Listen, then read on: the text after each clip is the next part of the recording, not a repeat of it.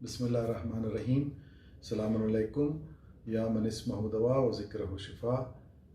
मोमिनीन व मोमिनात, उम्मीद है कि आप खैरियत व आफ़ियत से हैं। ये वीडियो मैंने आप तक 4-5 ज़रूरी मैसेजेस पहुंचाने के लिए बनाया है। उम्मीद है कि आपके लिए मुफीद होगा इंशाल्लाह। उम्मीद है कि सब खैरियत से हैं। ये वबा जो कोविड-19 की वबा है वो बहुत तेज़ी से फैल रही है। जल्दी से आपको कुछ नंबर्स बताता चलूँ। जॉन हॉपकिंस यूनिवर्सिटी के मुताबिक, उनके डेटा के मुताबिक 1,27,00,000 लोग दुनिया भर में इस वबा से अफेक्ट हुए हैं और इनमें से 5,60,000 लोगों से ज़्यादा लोगों की जो है डेथ हुई है, माने उनकी मौत हुई है। तो अगर आप नंबर्स देखें तो जो मरने वाले हैं वो उनकी तादाद काफ़ी छोटी है जितने इफेक्ट हुए उनको लेके।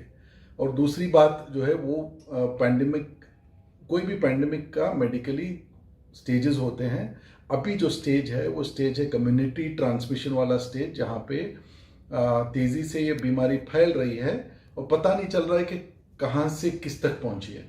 इससे पहले जो स्टेजेस थे इसमें क्लियर था कि जो है कोई सफ़र करके आया, वो अपने साथ बीमारी ले आया, बाहर मुल्क से आया और वहाँ से बात फैली। लेकिन अब जो हो रहा है वो घर से घर, इंसान से इंसान, घरों में ये बीमारी तेज़ी से फैल रही है।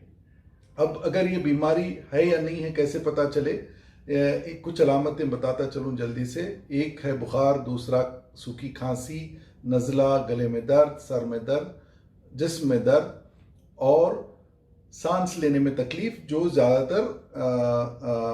ज़्यादातर जो है सीवियर पेशेंट्स में होती हैं।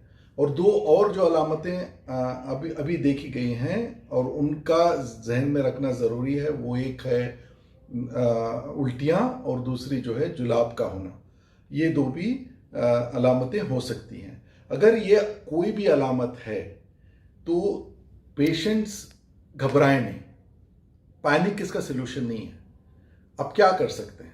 पहले तो आप जो है अच्छी ग़िज़ा लें, अच्छा फ्रूट खाएं, सब्जियां खाएं और साथ में vitamin C, vitamin D, zinc और फोलिक एसिड भी लेने के लिए रिकमेंडेशन है ताकि आपकी इम्यूनिटी बढ़े। अब ये वायरस को आपका जिस्म जो है इसको फाइट कर सके, ताकि इसके साथ लड़ सके। और दूसरी तरफ जो है अगर बुखार है तो डोलो 650 और टेम्परेचर मॉनिटरिंग बहुत ज़रूरी हो जाती है। ऑक्सीजन लेवल का मॉनिटर करना भी ज़रूरी हो जाता है। अब उसके बाद अगर हालात संभल नहीं रहे 2 दिन में, तो 2 दिन के अंदर अगर बुखार कम नहीं हो रहा है तो आप जो है ब्लड टेस्ट कराएं। हो सकता है एक्सरे कराना पड़े या सीटी स्कैन भी कराना पड़े, और साथ में कोविड का टेस्ट कराना ज़रूरी हो जाता है। कोविड का टेस्ट कराने में कोई ऐब नहीं है। क्यों बता रहा हूँ ऐब नहीं है? और कोई कोविड का पेशेंट भी हो जाए तो कोई ऐब की बात नहीं है। कोरोना ऐसी कोई ऐब वाली बीमारी नहीं है, किसी को भी हो सकती है। आज एक इंसान को है, कल दूसरे को हो सकती है। जहां तक आप देखें तो सारे सेलिब्रिटीज दुनिया भर में इफेक्ट हो चुके हैं। प्राइम मिनिस्टर ऑफ यूके को बीमारी असर कर चुकी है, प्रेसिडेंट्स को इफेक्ट कर चुकी है, ममालिकों के बड़े बड़े सरबराह को कर चुकी है, सेलिब्रिटीज जो फिल्म इंडस्ट्री में है उनको इफेक्ट कर चुकी है, डॉक्टर्स को इफेक्ट कर चुकी है ताकि। तो माने इसमें कोई ऐब नहीं है। तो टेस्ट कराने से झिझके नहीं, टेस्ट कराएं ताकि जो जल्दी से जल्दी पता चले तो ट्रीटमेंट हो सकता है। जहाँ तक ट्रीटमेंट का मामला है, ट्रीटमेंट के लिए आज के ज़माने में कुछ दवाइयाँ अभी एक्सपेरिमेंटल स्टेज में हैं। कोई ऐसी कंफर्म पक्की दवा नहीं है जिससे 100% क्योर हो। जो दवाइयाँ हैं वो एंटीबायोटिक्स हैं, जो डॉक्टर आपको के मशवरे से आप ले सकते हैं, या जो है हॉस्पिटलाइज पेशेंट्स के लिए कुछ इंजेक्शंस जैसे रेमडेसिविर है वो दिया जा सकता है। लेकिन वो सब जो है डॉक्टर डिसाइड करेंगे कि उसको देना है नहीं देना है। अब जब ये बीमारी हो जाए तो पैनिक होने के बजाय आप अपने आप को अलग कर लें, घर वालों से अलग कर लें, ताकि जो है आप दूसरों तक ये बीमारी नहीं फैलाएं। आपकी शरीर जिम्मेदारी भी ये है कि जो है आप दूसरों तक ये बीमारी को फैलने ना दें।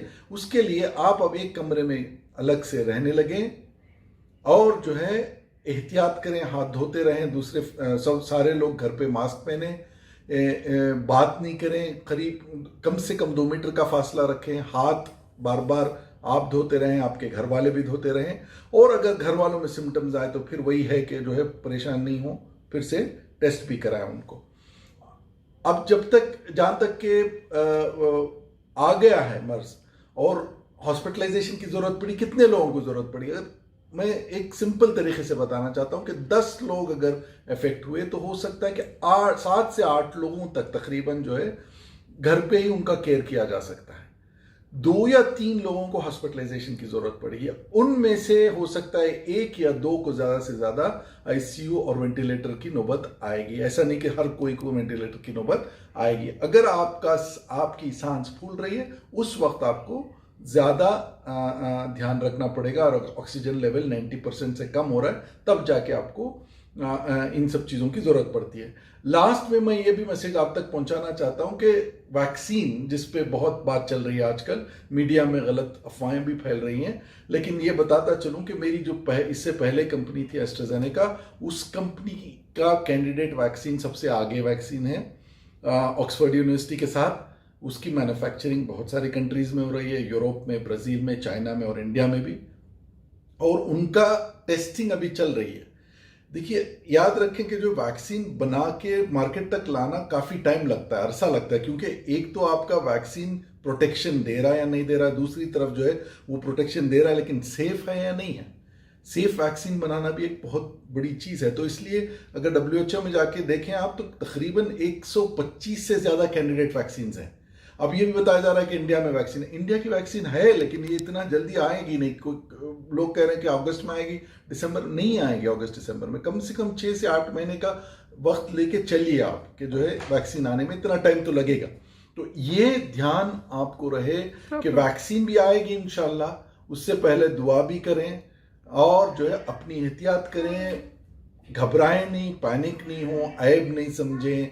अगर आपको सिम्टम्स हैं तो दूसरों तक फैले नहीं, ये आपकी जिम्मेदारी है। तब तक इंशाल्लाह जो है आप सब खैरियत से रहेंगे। इल्तिमास से दुआ और फी अमानिल्लाह। खुदा हाफिज।